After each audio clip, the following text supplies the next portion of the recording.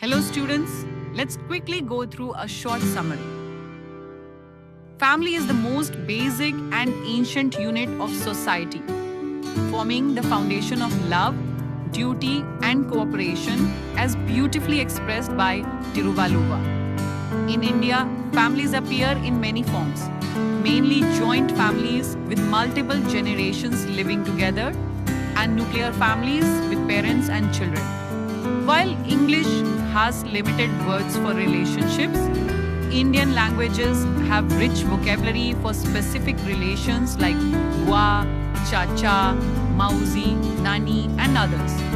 And most Indian languages do not even have a separate word for cousin because cousins are treated simply as brothers and sisters, strengthening family bonds. Family life is based on care, cooperation, and interdependence, where every member has roles and responsibilities. Parents nurture their children into responsible citizens, and as children grow, they participate in household duties and learn traditions, practices, and values. Families serve as the first school, teaching important values like ahimsa, dana, seva, and tyaga. Values that encourage sacrifice for the well-being of the whole family. One story describes Shalini from Kerala, whose family supports her uncle's family when he loses his job. Her parents buy clothes for them during Onam, even if Shalini has to settle for a simpler dress. Her grandmother explains that families share what they have, and Shalini feels happy that everyone gets new clothes.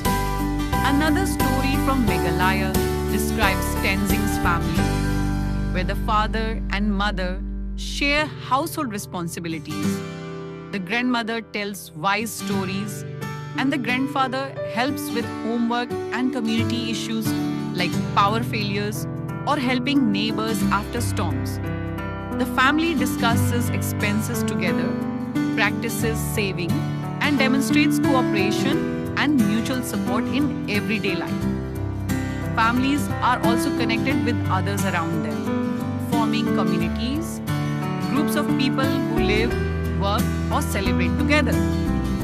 Communities come together for festivals, weddings, agricultural work, and share natural resources such as water, forests, and grazing lands. Many communities develop unwritten rules that ensure fair sharing of resources and smooth functioning, with each member contributing through specific duties. Community life differs in urban areas. A real story from Ahmedabad shows how Kamal Parma, a workshop owner, started teaching street children in the evenings and providing them dinner. His small effort grew to 150 enthusiastic learners, inspiring local teachers and volunteers to join.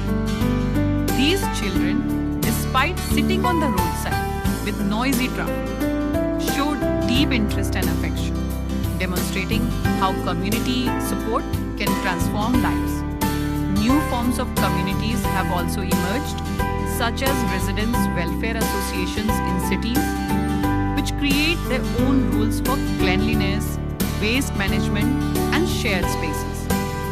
These associations work together but also depend on other communities like traders and municipal workers, showing the interdependence in modern society.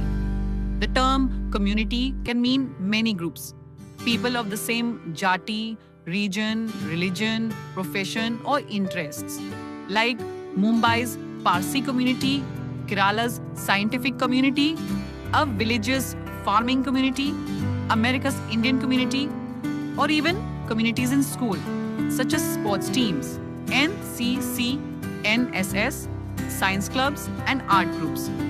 Communities can be small or large, traditional or modern, but they all connect people who share responsibilities, values, and relationships. Through family and community, individuals learn cooperation, duty, and compassion, understanding that society functions smoothly only when everyone supports each other. Thus, both family and community shape our identity, teach us essential values, and help us grow into responsible, caring members of society.